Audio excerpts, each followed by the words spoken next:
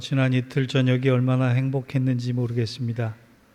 오늘도 마지막 날 주신 말씀 받들어서 읽겠습니다. 디모데후서 1장 11절에서 18절 말씀, 오늘은 일어나서 한 절씩 교독하겠습니다. 제가 한 절 읽고 여러분 한 절 읽겠습니다. 내가 이 복음을 위하여 선포자와 사도와 교사로 세우심을 입었노라. 이로 말미암아 내가 또 이 고난을 받되 부끄러워하지 아니함은 내가 믿는 자들을 내가 알고 또한 내가 의탁한 것을 그날까지 그가 능히 지키실 줄을 확신함이라.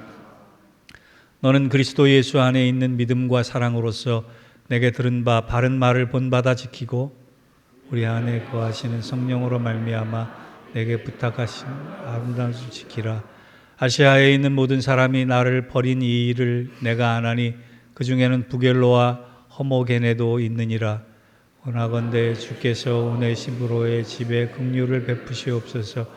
그가 나를 자주 격려해 주고 내가 사슬에 매인 것을 부끄러워하지 아니하고 로마에 있을 때 나를 부지런히 찾아와 만났음이라.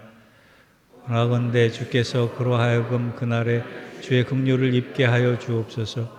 또 그가 에베소에서 많이 봉사한 것을 내가 잘 아느니라. 아멘. 이는 하나님 말씀입니다. 자리에 앉으시기 바랍니다.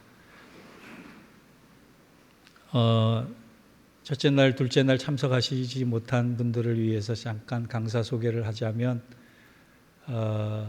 저보다 7살 많은 저의 형님이십니다. 그리고 시차가 적응이 아직 안 돼서 피곤함에도 불구하고 말씀 준비에 틈틈이 깨어서 새벽에도 말씀 준비하시고 아마 그걸 우리 교회를 향한 사랑이 아닌가 싶습니다. 이제 말씀을 받도록 할 텐데 오늘 지나면 내일 모레 떠나시거든요. 뜨겁고 사랑합니다. 축복합니다. 뜨거운 마음으로 환영의 박수하겠습니다.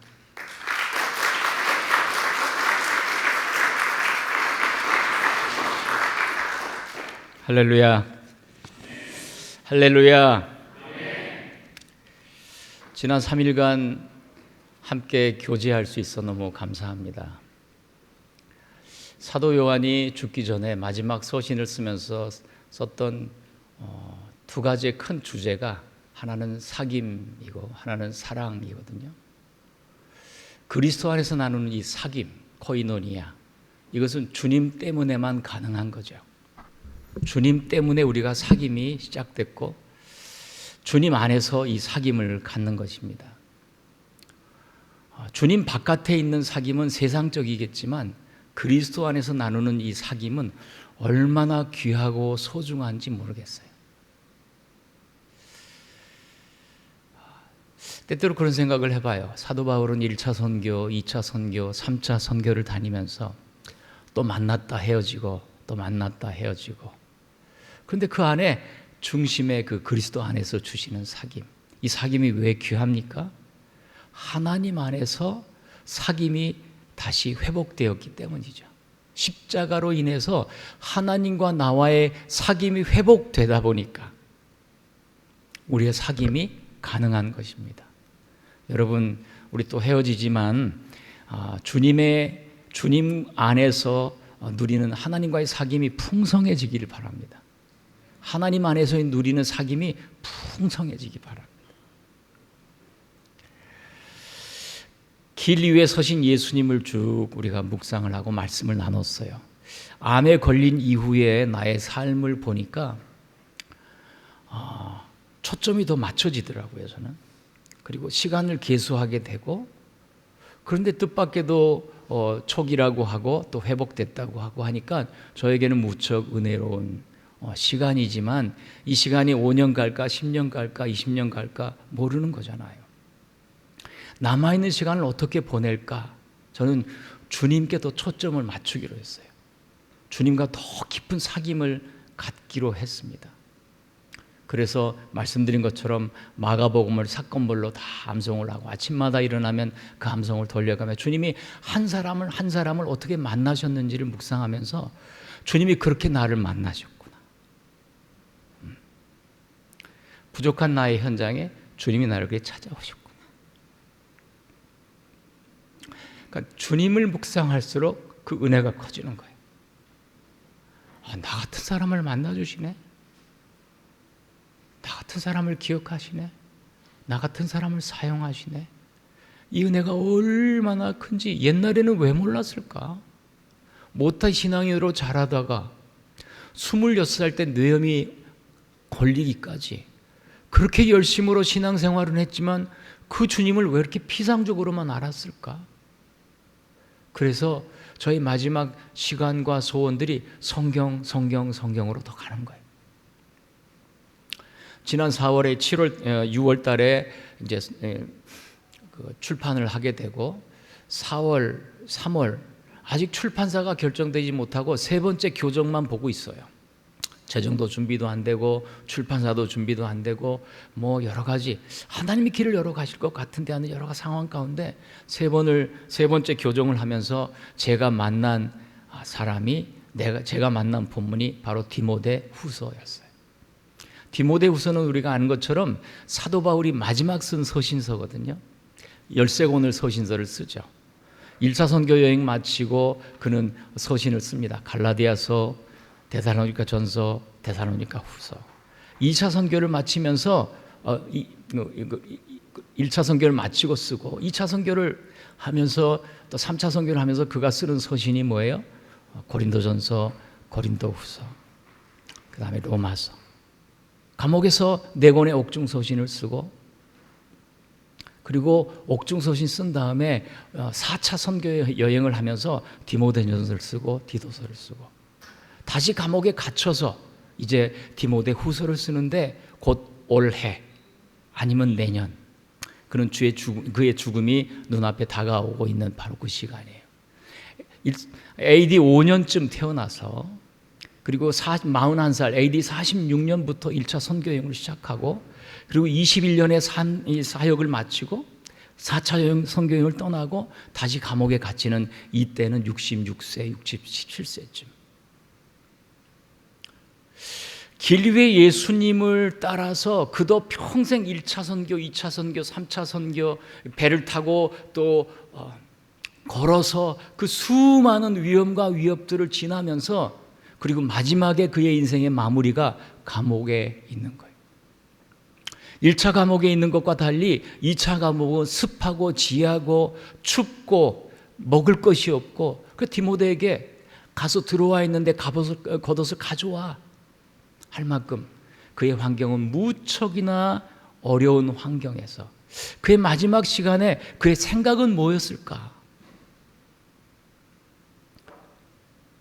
암에 걸린 사람들은 인생을 정리해 본다 그랬잖아요. 그의 마지막을 앞에 두고 그는 어떤 생각을 가졌을까 했을 때 오늘 본문은 2가지를 기억하고 있더라. 바울의 마음을 딱 열어보니까 오늘 본문이 들어있는 거예요. 첫 번째가 복음이에요. 바울의 중심에 그 춥고 배고프고 외로운 그 중심에서도 26년 7년을 뛰어왔는데도 그는 그의 중심에 여전히 살아있는 것이 뭐냐면 복음이에요. 이렇게 본문은 기록하고 있습니다. 너는 그리스도 예수 안에 있는 믿음과 사랑으로서 내게 들은 바 바른 말을 본받아 지키고 우리 안에 거하시는 성령으로 말미암아 내게 부탁한 아름다운 것을 지키라. 바른 말, 아름다운 것이 뭐예요? 아름다운 것이 뭐예요? 복음이라는 거예요. 복음. 그래서 디모데 후서는 복음을 지키라, 복음을 전파하라, 복음을 간직하라. 그는 복음만 얘기하고 있어요. 복음이 뭐예요? 복음은 기쁜 소식이죠. 쉽게 말하면. 복음은 the gospel, 유앙겔리온. 복음이란 기쁜 소식, 기쁜 소식. 나에게 있어서 기쁜 소식이지만 인류 역사에서 가장 기쁜 소식은 주님이고 주님에 관한 것이에요.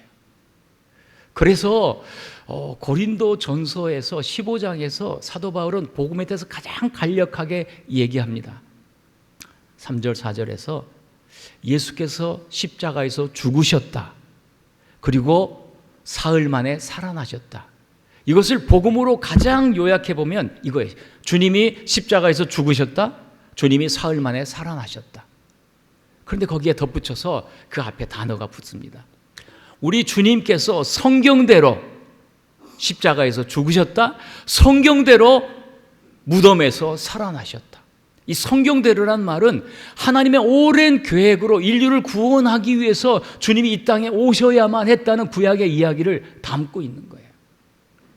인류 역사의 가장 큰 기쁜 소식은 그리스도가 이 땅에 오셨다는 거예요. 하나님의 아들이 이 땅에 육신을 입고 이 땅에 오셨다는 거예요. 그리고 그분이 길 위에 서서 한결같이 십자가를 향하여 걸어가시고 그 목적은 인류를 구원하기 위해서 아니요. 조금 더 구체적으로 말하면 여러분과 나를 한 사람 한 사람 구원해 내시기 위해서 자기 생명을 내어 주신 것이죠. 그래서 인류 역사가 AD와 BC로 나눠지잖아요. 역사의 분기점이 주님이 오시기 전, 주님 오신 이후로 나눠지잖아요. 이 역사의 분기점처럼 우리 인생도 주님을 만나기 전과 주님 만난 후가 있는 거예요. 주님을 만나고 주님을 가까이 하면 할수록 주님이 얼마나 귀하신지, 얼마나 감사한지. 감옥 속에서 습기로 추워서 배고프고 어려운 환경에서 평생을 그분을 위해 살았지만, 길 위에 걸으신 그 주님을 따라서 평생을 길 위에 살았지만, 사도 바울은 그 속에 그래도 복음이에요. 그래도 복음. 여러분 한번 따라해 보실래요? 그래도 복음. 그래도 복음. 여전히 복음.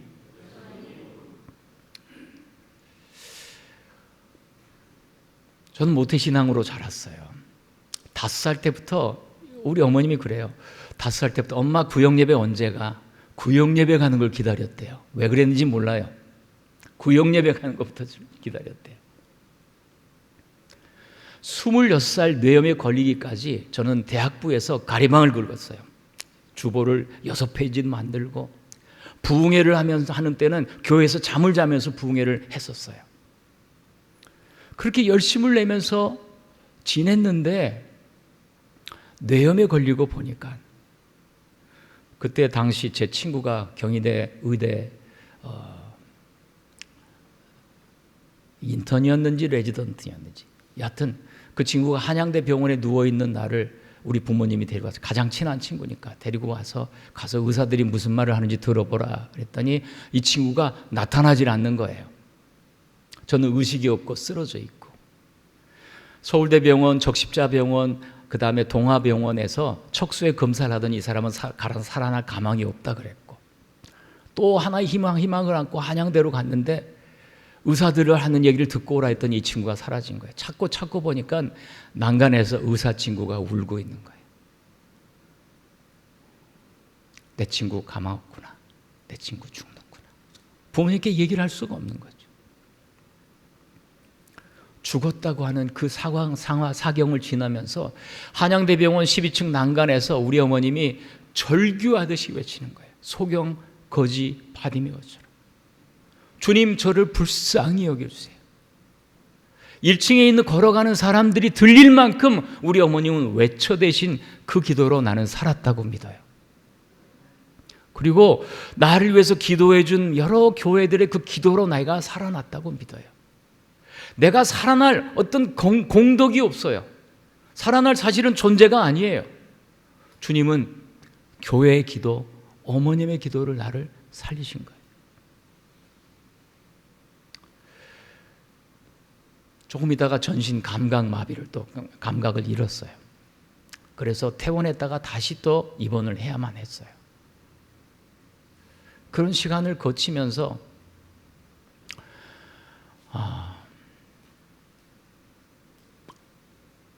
혼자 기도원으로 올라갔어요. 그리고 하나님이 왜 나를 이렇게 험하게 다루시지? 나는 평생 기도했잖아. 군대에서도 그렇게 기도했는데 왜 이렇게 나를 거칠게 다루시지? 하나님이 우리 아들도 그렇게 다루시더라고요. 그래서 저는 우리 아들을 기대하는 이유가 그거예요. 하나님이 우리 아들을 거칠게 다루시네? 그건 계획이 있다는 얘기죠. 거칠게 왜 이렇게 다루시지? 기도원에 올라가서 기도를 했어요. 저는 고심파, 고려파, 반고소 고려측 소리내서 기도하지 않는 사람이었어요. 그런데 웬걸 이 사경을 헤매고 죽었다가 살아나고 이제 몸이 이렇게 만시창이가 되고 또 한 번에 휴학을 하게 되고 늦깎이로 기도 공부를 하고 있는데 하나님 왜 이렇게 대하세요? 기도하기 시작하는 거예요. 기도글도 처음 가봤어요. 막 기도를 정말 열심히 한번 해봤어요.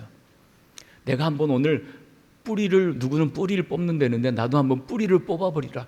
열심히 기도해서 제가 보기에는 한 시간 반은 한 것 같아요. 이 정도 기도하면서 딴 생각이 나더라고요. 야, 내가 이렇게 기도할 때가 있네. 딱 시계를 보니까 16분 지났더라고요. 기도 훈련조차 안 돼 있는 나. 그런 어려움의 시간, 외로움의 시간을 지나면서 제가 신앙을 점검하는데 첫 번째 점검, 내가 26년 동안 신앙생활하면서 성경책을 한 번도 통독해 본 적이 없다는 걸 발견했어요. 그 말은 주님이 어떤 분인지를 모르면서도 신앙생활을 할 수 있구나 하는 것을 발견했어요. 때로는 이런 생각이 했어요. 야, 주님보다 바울이 더 고생한 거 아니야? 막, 제 솔직한 그 당시의 신앙의 현주소. 주님이 누구신가? 어떤 분이신가를 차근차근 다시 배워가기 시작했어요. 갈라디아서 2장 20절이 나의 고백이 됐어요. 내가 이제 그리스도 안에서 내가 새롭게 살았다. 내가 그리스도와 함께 죽었나니 그런즉 이제 내가 산 것이 아니요 오직 내 안에 그리스도께서 사신 것이라. 이제 내가 육체 가운데 사는 것은 나를 사랑하사 나를 위하여 자기 몸을 버리신 하나님의 아들을 믿는 믿음 안에 사는 것이라. 비로소 그 고백이 터지면서 나의 고백이 되면서 예수님과의 첫사랑이 26년 만에 시작이 되는 거예요. 우리 주님이 얼마나 소중하고 좋은지를 그때부터 알게 되는 거예요. 여러분 이런 얘기 들으셨는지 몰라도 제가 한양대병원에서 이렇게 의식을 잃고 쓰러져 있을 때 우리 동생은 대신고등학교 3학년이었거든요. 형님이 죽는구나. 두 아들 2남 3녀니까 형님이 죽는구나. 그것을 못 견뎌가지고 대신고등학교 3학년 때 병원 앞에 바위돌을 찼대나 학교에 바위돌을 찼대나 뭐 발로 바위돌을 그렇게 찼대요. 차면서 하나님 우리 형 살려주세요. 살려만 주시면 내가 주의 종의 길을 걸어갈게요. 그런 거 있잖아요. 무슨 일거양득 농담을 하면 잘 안 웃으시더라고. 그래서 그 고스톱을 하면은 예를 들어 1타 다 하는 사람들이네. 저를 죽이시고 건지시더니 동생과 같이 이렇게 목회자로 부르시더라고요. 저는 이 길이 얼마나 영광스럽고 얼마나 소중하고 얼마나 아름다운지 모르겠어요. 고난의 길? 주님 보면은 우리의 고난이 고난이 아니죠. 그래서 복음이 너무너무 저에게도 소중한 거예요. 바울의 말이 공감이 되는 거예요. 죽음을 앞에 두고 있는 바울이 복음을 얘기하고 있는 거야. 복음은 아름다운 것이야. 여러분, 복음과 함께하는 인생은 아름답습니다. 아름다운 인생은 복음과 함께하는 인생이에요. 여러분이 저하고 헤어진 이후에도 복음 안에서 깊어지기 바라고요. 복음 안에서 자라가길 바랍니다. 복음은 예수 그리스도고 복음은 예수 그리스도에 관한 것이에요. 그래서 성경을 가까이 하세요. 그것을 돕기 위해서 한 걸음 더 성경 내 안에 거하라 여러분에게 나눠 드렸잖아요. 물론 돈 받고 강 목사님의 강매로. 그것이 여러분에게 복이 될 줄 저는 믿어요. 사도 바울의 중심에는 복음이에요. 왜 복음을 이렇게 지키라란 말은 간직하라라는 뜻이거든요. 복음을 간직하라라고 이렇게 디모데에게 말하고 있냐면, 첫째 이유는 그 당시에 거짓 교사들이 너무너무 많아요. 복음을 왜곡되게 하는 시대와 풍류들이 너무 많아요. 오늘날도 마찬가지예요. 복음의 진수를 모르고 신앙생활하는 여러 모습들을 우리는 다양하게 볼 수 있어요. 세상에서 영향력을 잃어버린 교회의 어떤 그런 모습들을 우리는 볼 수 있어요. 복음을 간직해야 되는 이유는 잘못된, 거짓된, 그릇된 길을 분별해내기 위해서. 복음을 지키고 간직해야 되는 이유는 바울이 죽으면 그 다음 누군가가 또 바톤을 이어받고 복음을 전해야 되는 바로 그것 때문에. 세 번째 이유는 복음 안에 있다 보니까 그리스도께서 나를 지키고 계심을 아는 거예요. 여러분, 복음 안에 있는 사람은 주님께서 나를 지키고 계심을 알고 있어요. 나를 지키신다, 돌보신다. 시편 8편, 이 교회에서는 설교 안 했어요. 시편 8편 얼마나 아름다운지. 다윗이 광야에서 홀로 있으면서도 주님이 나를 돌보신다는 것 알기 때문에 그는 그 모든 외로움을 이겨나가요. 주님이 나를 지키신다. 더 놀라운 건 네 번째, 복음을 왜 이렇게 지켜야 되느냐? 복음은 그리스도께서 내 안에 계시기 때문에, 우리가 그리스도 안에 있기 때문에. 여러분, 우리가 그리스도 안에 있음을 믿으시기 바라요. 에베소서를 읽으면 교회가 누구인가, 그리스도인이 누군가, 우리 어떻게 살아야 되느냐, 이 에베소의 주제가 이거예요. 우리가 그리스도 안에 있는 사람들이라고. In Christ. 그리스도 안에, 그리스도 안에. 여러분, 이번 한 주간 동안 에베소서를 한번 읽어보세요. 길지도 않아요. 단지 6장. 그리고 읽고 생각한 것들을 한번 여러분 목사님들과 나눠보세요. 그리스도 안에 밑줄을 쳐보세요. 34번 가까이. 주 안에, 그리스도 안에, 예수 안에. 이것이 얼마나 우리에게 힘이 되는지 몰라요. 여러분, 주 안에 있는 줄 믿습니까? 여전히 주님 바깥에 있다고 생각하는 사람도 있을 수 있어요. 그러나 잘 생각하고 우리는 예수를 믿으면 우리는 주님 안에 있고 주님과 함께 있고 성령 안에 있어요. 우리 어머님이 정말 어려울 때, 제가 어렸을 때 참 어려움을 겪으실 때 어머님이 맨 처음 19살 때인가? 꿈을 꾸고 교회를 다니기 시작하면서 온 외가까지 다 예수를 믿게 됐거든요. 우리 어머님이 늘 어려울 때는 광목인가 숯불에 이렇게 대림질을 이렇게 하면서 늘 부르는 찬양이 뭐냐면, 주 안에 있는 나에게 딴 근심이 있으랴. 주 안에 있는 나에게 딴 근심이 있으랴. 십자가 밑에 나아가 내 짐을 풀었네. 주님을 찬송하면서 할렐루야, 할렐루야. 내 앞길 멀고 험해도 나 주님만 따라가리. 주 안에 있는 나에게. 이 찬양을요, 저는 들으면 눈물 나요. 우리 어머님 생각나요. 그 어려운 시간을 그 찬양을 부르며 외롭게 이 시간을 이겨내는 거예요. 주 안에 있는 나에게. 제가 이민 목회를 시작하면서 딸이 낳기 전에 우리 아들하고 집사람하고 셋이 가정 예배를 드릴 때 꼭 91장 찬양을 했어요. 슬픈 마음 있는 사람 예수 이름 믿으면 영원토록 변함없는 기쁜 마음 얻으리. 예수의 이름은 세상의 소망이요 예수의 이름은 천국의 기쁨일세.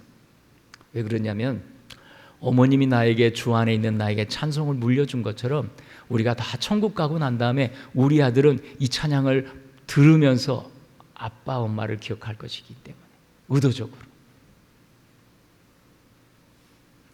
우리가 자녀들에게 물려줄 수 있는 게 뭐예요? 복음이에요. 우리가 자녀들에게 나눌 수 있는 게 뭐예요? 우리 주님이에요. 주님 안에 있다. 이 사실 때문에 사도 바울은 1차 선교, 2차 선교, 3차 선교, 또 4차 선교, 그리고 감옥 안에 있으면서도 지치지도 않아요. 불평하지도 않아요. 원망하지도 않아요. 나는 주님 안에 있다. 그 수많은 그 위험과 위협들을 무릅쓰고 걸어가도 주님 생각하면 다 이겨낼 수 있어요. 그렇게 바울이 여기까지 온 거예요. 복음. 여러분, 복음 안에서 사시기 바랍니다. 주님이 여러분의 인생의 중심이 되기 바랍니다. 그냥 신앙생활 하지 말고 주님 안에서 신앙생활 할 수 있기 바라요. 주님 안에서 교제하며 코이노니아 사귐을 갖기 바라요. 우리가 주님을 놓치고 살 때 많거든요.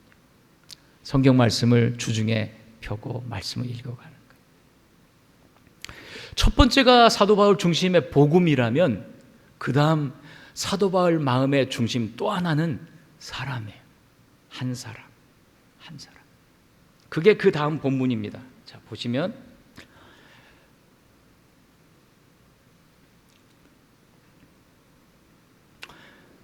원하건대 주께서 오네시보로의 집에 긍휼을 베푸시옵소서. 그가 나를 자주 격려해주고 내가 사슬에 매인 것을 부끄러워하지 아니하고 로마에 있을 때 나를 부지런히 찾아와 만났습니다. 원하건대 주께서 그로 하여금 그날에 주의 긍휼을 입게 하여 주옵소서. 그가 에베소에서 많이 봉사한 것을 내가 아느니라.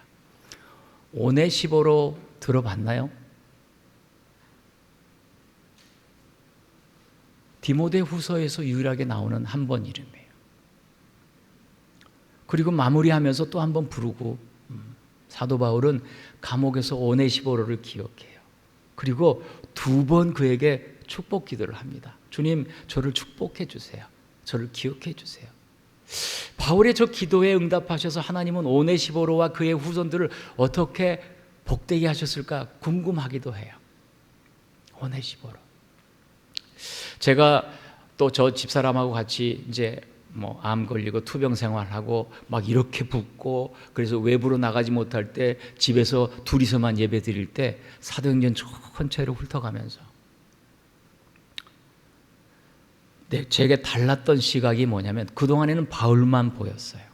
그런데 바울 옆에 있는 사람들이 보이기 시작하는 거예요. 제목처럼 이름도 없이 살아간 사람들. 오네시보로 그냥 지나가서 읽었어요. 그런데 오네시보로가 눈에 띄기 시작하는 거예요. 바울 옆에서 마지막 순간까지도 바울의 마음에 간직하고 싶은 오네시보로. 그는 에베소 교인이에요. 그런데 그가 어떻게 했는지 쭉 길게 소설하죠. 그가 로마에 있을 때 나를 자주 찾아왔다. 그리고 내가 선교를 할 때 에베소 교회는 3차 선교여행 3년 동안 거기서 머물고 있거든요. 내가 로마에 있을 때 그가 나를 자주 찾아오고 나의 선교 사역에 격려해주고 오네시보로를 기억하고 있는 거예요. 여러분, 그냥 이 본문이 이렇게 진행되지만 사실은요, 에베소에서 로마까지 한 1200, 1500km? 마일로 하면 예를 들어 1000마일이라고 해봅시다. 1000마일을 부지런히 찾아가서 사도 바울을 격려해주고 위로하는 사람. 그리고 교회에서는 열심히 봉사하고 헌신한 사람. 2차 감옥 때는 어디에 있는지 몰라. 지하 감옥이니까 과목마다 문을 두드리면서 바울이 어디 있는가 묻고 물어서 사도 바울을 찾아서 그를 위로하고 격려해 준 사람. 그가 생각나고 그를 기억하는 거죠. 결론적으로 말하면 여러분, 이름 없이 또 이름도 없이 우리가 살지라도 바울 옆에선 오네시보로처럼 무명으로 살아도 우리가 주를 위해 살았으면 좋겠어요. 주를 위해서 살았으면 좋겠어요. 한 번밖에 성경에 안 나온 이 이름. 그렇게 이제 찾아보니까 바울 주변에 바울의 손이 된 사람, 바울의 눈이 된 사람, 바울의 발이 된 사람, 바울 옆에서 함께한 사람들이 눈에 보이기 시작하는 거예요. 2년 전에 제가 와서 작년인가 사도행전 27장 유라굴로 폭풍 속에 사도 바울 이야기를 했거든요. 인생의 폭풍을 만날 때 우리는 인생에 다양한 폭풍을 만난다. 아니나 다를까 저도 지난 1년 동안 폭풍을 만났잖아요. 저와 집사람이. 폭풍을 만날 때 어떻게 살아야 될지를 지혜를 성경은 가르쳐줬다. 첫째는 바울의 소속감. 나는 하나님께 속한 사람이야. 깜깜한 폭풍 속에서도 내가 어디에 속했는지라는 거야. 나는 하나님께 속한 사람이야. 나는 하나님을 섬기는 사람이야. 그 폭풍 속에서 바울은 주님을 만나죠. 기도하죠. 교제하죠. 그리고 소명을 또 깨닫죠. 주님의 뜻을 알고 여기서 죽지 않는구나 알게 되죠. 그렇게만 설교를 했는데 바울 옆에 함께한 사람 아리스타고가 있는 거예요. 아리스타고라는 사람은 누구냐면 데살로니가 교회의 사도 바울이 2차 선교 여행을 할 때 단지 3주만 설교하고 떠났는데 3주 복음을 듣더니 본인이 주님 앞에 인생이 변해가지고 바울 옆에서 함께 늘 하던 사람이었어요. 에베소 폭동이 일어날 때도 바울 대신 붙잡혀 가기도 하고 유라굴로 폭풍 속에서도 바울 옆에서 딱 붙어가지고 바울을 떠나지도 않고 1차 감옥에 있을 때도 아리스타고가 있고 그런데 왜 디모데 후서에는 아리스타고라는 이름이 없느냐? 학자들은 이 바울보다 이 아리스타고가 먼저 순교했을 것이라고 얘기해요. 딱 성경에 5번 나오거든요. 그렇게 찾아보니까 바울 옆에서 이름도 없이 살았던 사람들이 눈에 보이기 시작해요. 나도 그렇게 살아야지. 우리가 유명해지는 것, 높아지는 것, 이것은 저쪽에 있는 사람들의 관심이라면 우리는 이름도 없이 복음을 위해 살아야지.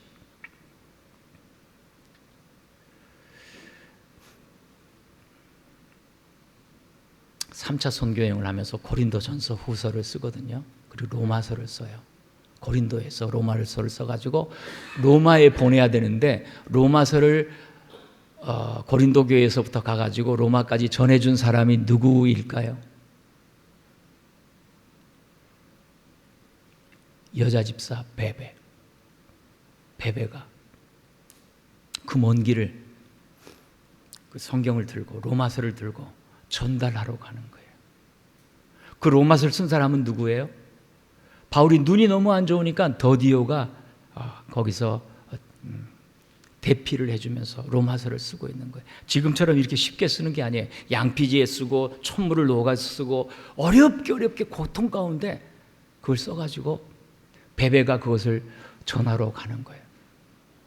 만약에 베베가 중간에서 너무 어려워 힘들어 강도들도 많고 나는 힘들어요 중간에 포기했다면 우리 손에는 로마서가 없는 거예요. 저는 우리들의 사역의 위치가 그렇다고 생각해요. 내가 없으면 누군가 할 것 같죠. 누군가 할 거예요. 그러나 우리는 가장 소중한 어떤 기업과 유산을 놓치고 마는 거예요. 베베를 생각해요. 어떻게 그 당시에 여인이 혼자 그 먼 길을 갔을까? 오네시보로는 어떻게 에베소에서 로마까지 그 먼 길을 바울을 만나러 위로하러 갔을까? 저는 이렇게 생각이 들어요. 이 에베소부터 로마까지 예를 들어 1200km라 그러면 바울은 12,000km를 자기의 인생을 들여 다녔거든요. 오네시보로는 이런 생각을 했을 것 같아요. 바울이 수고한 길에 비하면 나는 10분의 1도 안 돼. 바울은 이런 생각을 했을 것 같아요. 주님이 이 땅에서 행하신 그 걸음들을 생각하면 나의 걸음은 아무것도 아니야. 우린 때때로 우리의 고난과 고민과 어려움만 생각하지만 주님을 바라보면요 고난이 기쁨으로 승화되기도 합니다. 나의 삶의 목표와 비전들이 다르게 보이기 시작하는 거예요. 여러분 이 시대에 오네시보로가 되기 바라요. 이 시대에 베베가 되길 바라요. 2차 선교여행 때는 데살로니가 전서 후서를 디모데가 전달을 하고 3차 선교여행에서는 고린도 전서와 후서를 디도가 전달을 하고 각 자기에 맞는 역할들이 있어요. 사도행전에서는 디도라는 이름은 안 나오지만 고린도서에 가면 9번이 다 나와요. 흔적 발자국만 남는 사람들. 그럼에도 하나님의 나라를 세워가는 사람들. 왜요? 한 사람의 생명을 구원해내기 위해서. 나의 희생으로 누군가가 주님을 만날 수만 있다면, 주님께로만 돌아올 수만 있다면 그 소원으로 살아가는 거예요. 여러분은 하나님의 걸작품이에요. 저 정호승 시인의 표현처럼 말하면 세상은 하나님의 시집이고 우리 한 사람 한 사람은 한 편의 시예요. 여러분은 하나님이 써놓으신 한 편의 시예요. 시. 그 아름다운 시가 완성되어 가는 과정, 여러분이 시예요. 주님은 여러분을 기대하세요. 통로가 되길 바라세요. 굳이 이민자로 코리안 어메리카를 우리를 부르신 하나님의 뜻이 뭘까요? 한국에 살고 있는 사람들과 다른 어떤 계획이 있다는 거겠죠. 제가 직장 생활할 때 미국 대사관에서 비자가 계속 거절이 돼요. 맨 처음에 86년도, 87년도. 2번 거절되니까 이거 갈 수 있나? 한 40명의 실업인들을 제가 인솔 해서 가야 되는데, 근데 사무실에 앉아서 기도하면 이런 생각이 들어요. 주님이 나를 미국을 보여주시면서 뭔가 하실 말씀이 있구나라는 생각이 들어요. 눈을 뜨면 대사관의 비자 거절, 눈을 감으면 주님이 나에게 미국을 보여주시며 뭔가 하실 말씀이 있구나. 그때까지 몰랐어요. 이민 목회자 21년 동안 이민교회를 섬기는 하나님의 사람으로 살아가게 될 줄. 이런 계획이 있는 거, 각각의 계획이 있는 거, 우리에게. 하나님의 계획과 비전에 마음을 여시기 바라요. 그리고 주님 나를 사용해 주세요. 나도 한편의 시가 되고 싶어요. 나도 하나님의 걸작품이 되고 싶어요. 내가 무엇이 부족한지요, 지난 3일 동안의 말씀을 통해서 우리가 다듬고 깨닫는 것처럼. 그리고 복음으로 주님께 더 가까이 나가세요. 우리는 헤어지지만 주님은, 성령님은 여러분의 심령에 함께 계시고, 그리고 여러분에게 말씀하시고 인도하시고. 우리 조카 혜준이 결혼식을 주례하면서 제가 3번째 얘기를 했어요. 가정을 창조하신 분은 하나님이시다. 가정은 둘이 만들어가는 것이 아니라 셋이 만들어간다. 가정의 중심엔 하나님이 있고 남자와 여자가 있는 것이다. 근데 만약에 남자나 여자 중에 한 사람이 떠나가면 혼자라고 생각하고 많은 사람들이 살아가요. 나는 외로워요, 목사님, 힘들어요, 집에 들어가기도 나는 싫어요. 그분들이 이렇게 말해요. 아니에요. 당신은 혼자가 아니에요. 주님과 둘이 사는 거예요.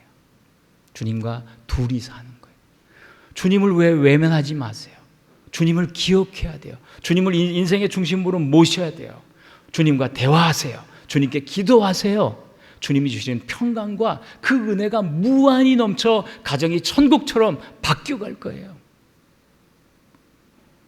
여러분 안에 이러한 주님의 은혜가 풍성히 열매로 맺어지기를 바랍니다. 인생의 목적은 생명 구원에 있어요. 기도하겠습니다. 주님이 십자가에서 이런 말씀하십니다. 주님은 아버지, 저들을 용서해 주세요. 저들이 하는 것을 알지 못합니다. 목마르다. 주님은 잃어버린 영혼들을 향해서 주님은 목말라 하셨어요. 신앙은 편하게 지내라고 있는 것은 아닙니다. 주님과의 사귐이 흘러 생명을 구원하는 데까지 이르도록 원하시는 것입니다. 왜냐하면 우리는 주님 앞에 서는 날이 있기 때문입니다. 여러분, 3일간을 마무리하면서 한 1, 2분 정도 주님 나에게 무슨 말씀을 하시는지 한번 생각하면서, 주님, 내가 그렇게 살겠습니다. 복음 안에 살겠습니다. 말씀 안에 살겠습니다. 주를 위해 살겠습니다. 이제는 방향을 바꾸겠습니다. 같이 한 1, 2분 정도 우리 합심해서 기도합시다. 기도하겠습니다.